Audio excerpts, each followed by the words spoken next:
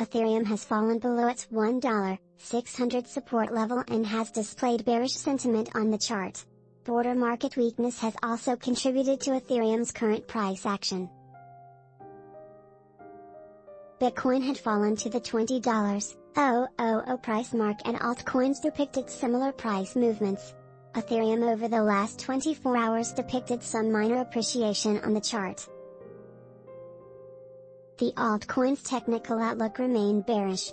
Buying strength had fallen over the past 2 days and at press time the coin's movement was dominated by sellers.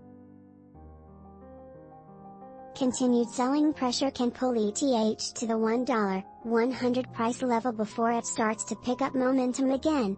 In case the bulls find their way back into the market, ETH might continue to consolidate on its chart and then try to rise.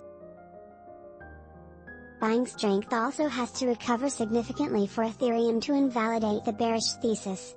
Over the last week, Ethereum lost 4% of its market value. ETH was exchanging hands at $1,472 at the time of writing. After Ethereum witnessed a sharp fall, it tried to recover slowly but bearish pressure was still strong in the market. Overhead resistance for the altcoin was at $1.542 and a current fall in price will drag ETH to $1.260.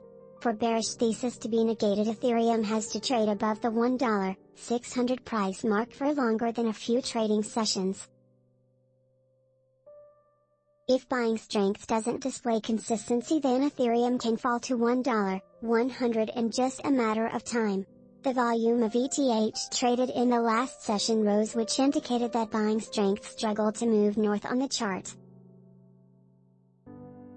The altcoin over the last 24 hours registered some increase in price. Although technical outlook was bearish, buying strength tried to recover.